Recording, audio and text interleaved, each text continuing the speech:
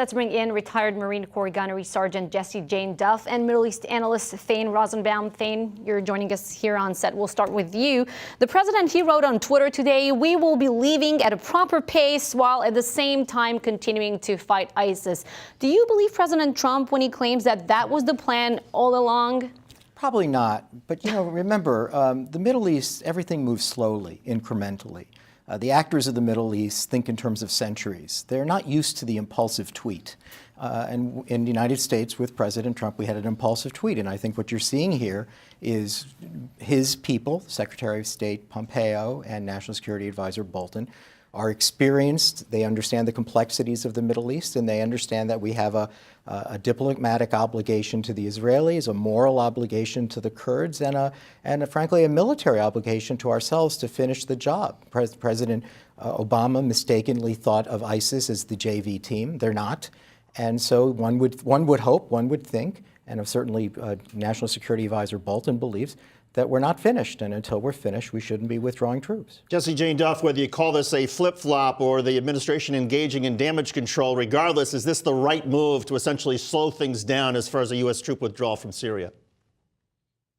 Well, I wouldn't call it a flip-flop. I think that the president's intentions are still the same, that we will have a withdrawal. He has not decided to state that the U.S. troops will stay there indefinitely, which was essentially how he walked into this situation. He was assured by his own national security team that they only needed about 6 more months, and that was last year. And he realized that nothing had changed. So I believe that he is going to move forward with the withdrawal. I don't think this is a flip-flop, but he's going to do it at a more strategic pace based upon the information that he has. One, we do not want to have our allies, such as the Syrian Defense Forces that are largely supported by YPG, which are the Kurds, to be in harm's way. Erdogan has made it very clear that they're a terrorist organization, spin-off of the PKK, but essentially, Erdogan has no interest in salvaging the Kurds. He may go after ISIS, but he will not work with Kurds. So we are sending our secretary over there to ensure that we do have a relationship with Erdogan. Bolton is going over there, I should say.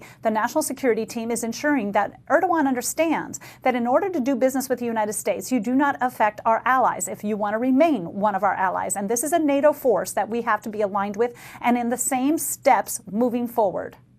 Thane, before we ask you about the Kurds, I want to touch on something you said before, getting the job done on ISIS. Is defeating ISIS completely really a U.S. interest? Because if I'm trying to read between the lines of what President Trump has been saying, ISIS, they're Sunnis. Their presence in Syria, by part, they're also countering Iran. They're countering President Assad's forces. And President Trump, he said before the cabinet meeting, we are killing ISIS for Iran. So is he trying to tell us between the lines that completing ISIS defeat is not really the goal here, or shouldn't be? Well, that is a complicated chess play that you're describing, because morally, again, speaking from a human rights perspective, ISIS is on YouTube beheading people.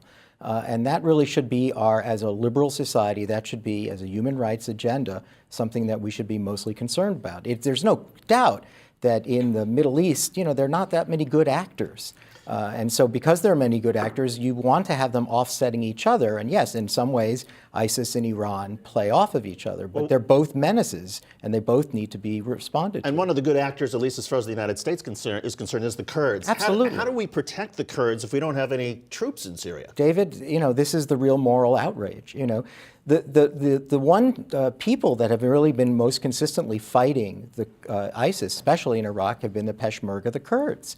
And so we've always had a moral obligation to them, because they've been doing the very thing that President Trump has said, which is what the people of the Middle East should be fighting their own battles. And frankly, the Kurds are the only ones that are doing it. So how could we leave them in a position with their mortal enemy, the Turkey, who have no other interest other than to continue to oppress the Kurds and to slaughter them? Jessie, President Trump last week, he sort of downplayed, I think, the alliance with the Kurds. He said that the Kurds are selling oil to Assad, selling oil to Iran. And he also said they fight better when we fight with them, sending F-18s in front of them. Why do you think the president mentioned that? Well, I can't read the president's mind. I do know that the relationship with the Kurds is critical in the U.S., in the Middle East, in the efforts that we have going on right now.